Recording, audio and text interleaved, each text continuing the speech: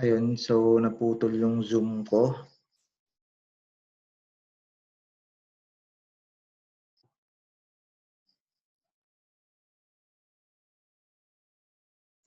Naputol yung Zoom ko, kaya may part 2 yung ano.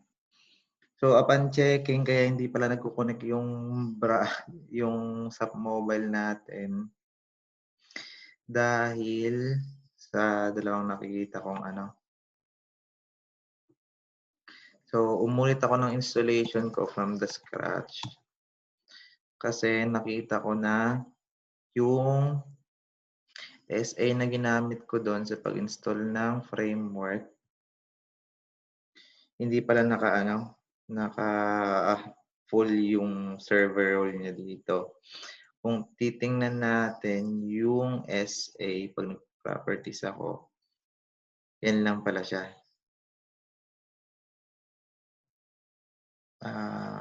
Server roles.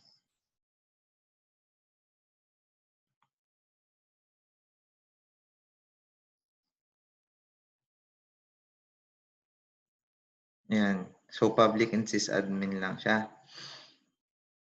So kadalasan kasi 'pag nag-i-install or kapag may yun nga, 'pag nag-a-attach ng DB for example na manual dito sa, SQL na hindi gumagamit ng backup ng task na backup, yung minamano-mano attach talaga yung backup. Dapat yung user full yung role like, dito sa user 1, yan. So ngayon yung ginawa ko, pinalitan ko yung, DB account ko dun sa integration framework. Ginawa kong user 1 imbes na SA, kasi yung sa setup kanina SA. Tapos, sa dashboard, naglagay lang ako ng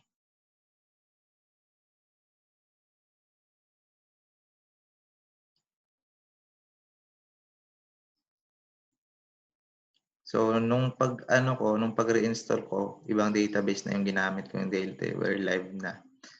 Ito yung una kong nakita kasi. Tapos, so sa WS4 Mobile, naglagay lang ako dito ng specific na database, MSS. Yung default dito, MSS is SAP PC lang dapat. So nilagyan ko lang ng database para mas mabilis yung connection. Then, sa Dailywear Live naman na database, ayun, wala naman akong binago dito. May nilagay lang ako dito sa authentication under scenarios tapos authentication. Naglagay ako ng SAP B1 Mobile na authentication identifier. Tapos, enforce secure transport through. Then save lang. Then activate natin yung SAP B1 Mobile Control. Then restart natin yung integration service. Ganun lang naman. So same steps pa din pero yun lang yung pinagbago niya. Nag-iba lang ako ng SQL na user account. Tapos naglagay lang ako ng control dito.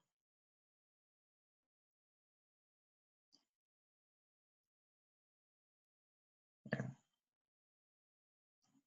Tapos yung sa mobile ko,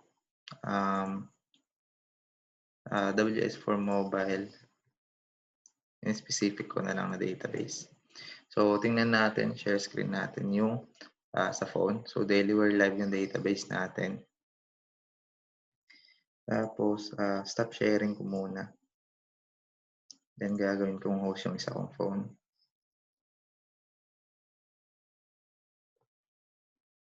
Para makapag-share ng screen. Yan. Ano? Yan. Yan. So, kung makikita natin pag nagpunta ako sa SAP Business One Mobile. Mapapansin niyo na nag-iba ako ng phone na lowbat yung isa. So, titingnan natin sa settings. Then 162. Yun, server, IP ng server natin. Ay, isa pa pala, yung isa ko pang nakitang problema doon is hindi naka-static yung IP ko. Naka-obtain siya. So, ginawa ko lang siyang static dito sa adapter settings. Yan. Tapos, port 8080, database, Dailyware Live. So, try nating i-log in.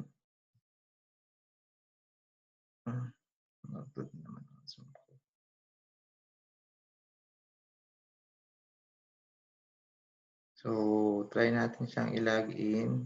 Manager 1, 2, 3, 4. Tapos, yan. Connect na siya. So, under sa loob ng SAP Business One na mobile, more on sales lang siya, din inventory. Then, makakapag-add ka ng business partner pero medyo mahirap yung adding. Yan. Iisa-isain mo yan. BB coded ka. Tapos hanggang, diba? Yung maganda lang dito, yung approval niya. Kasi PO and SO ata may approval. Yun. Tapos, yun, for the sales orders and sales quotation lang. Yun. Yung invoicing din pa rin sa SAP natin. Tapos, yung dashboard niya, yan.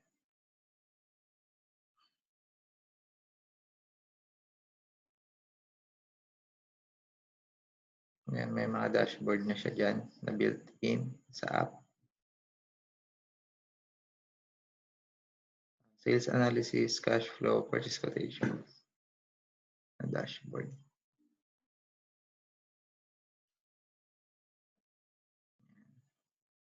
Parang dashboard lang din sa B1 natin. Yung nasa cockpit na dashboard. Yan. So, yun lang siguro. So, yun lang yung mali ko doon.